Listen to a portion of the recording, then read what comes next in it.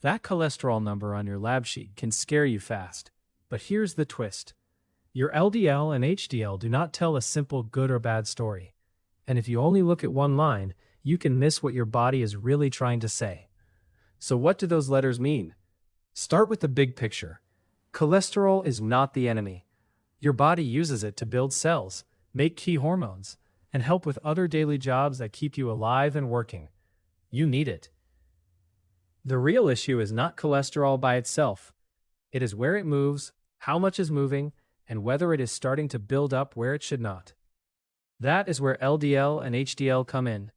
Have you been told one is bad and one is good? That is the quick version. It is not fully wrong, but it is too simple to be very useful. LDL is often called bad because it carries cholesterol out to your tissues, and when there is too much of it, some can end up in artery walls and help form plaque over time. HDL is often called good because it helps carry some cholesterol back to the liver, where your body can deal with it. Sounds clean and easy, right? Real life is messier. Your LDL number matters.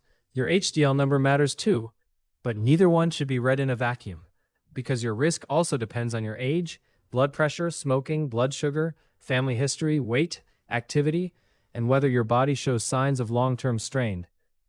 So when you see a high LDL, the first question is not should you panic. The first question is how high, and what else is going on around it. Do you know your full picture? Let's talk LDL first.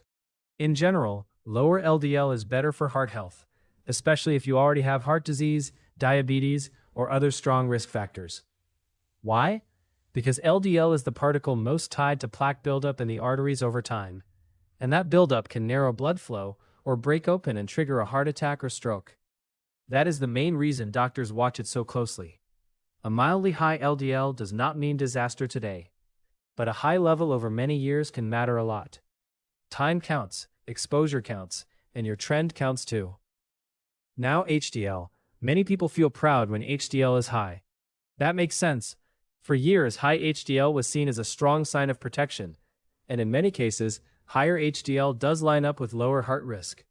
But here's the part that surprises people. A high HDL number does not erase a high LDL number, and it does not give you a free pass if other risk factors are stacking up. In other words, you cannot assume your good cholesterol cancels out the rest. Have you ever thought it worked like a shield? It does not. HDL can be helpful, but more is not always better in a simple way, and the body is more complex than one rescue number on a test. That is why your results should be read as part of a pattern, not as a single gold star or red flag. If your HDL is low, that can be a clue that your heart risk may be higher, especially if your triglycerides are also high and your LDL is not where it should be. But again, a clue is not the whole answer. So what should you look at on your lab report? First, your LDL. That is often the main target. Second, your HDL. Third, your triglycerides, because they can point to issues with diet, weight, insulin, and how your body handles sugar and fat. Then look at the trend over time. Is your LDL going up? Is your HDL dropping? Are your numbers getting better with changes in food, movement, sleep, stress, or medicine? One test is a snapshot. A series of tests is a story. Which one would you rather trust? Also remember this. Numbers can guide you. They do not define you. A high LDL is not a moral failure. A low HDL is not a personal flaw. These results are signals. They help you and your doctor decide what to do next. Maybe that means eating less saturated fat and more fiber. Maybe it means walking more, losing some weight, or stopping smoking. Maybe it means medicine. For some people, genes play a big role, and even a healthy life is not enough to bring LDL down to a safe range. That is not your fault. It is still something you can act on. If you want the shortest truth, here it is. LDL tells you more about what may be building up. HDL tells you something about how your body may help clear some of that load.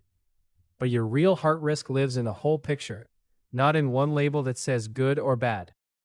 So the next time that cholesterol number on your lab sheet tries to scare you fast, look again. It is not a verdict.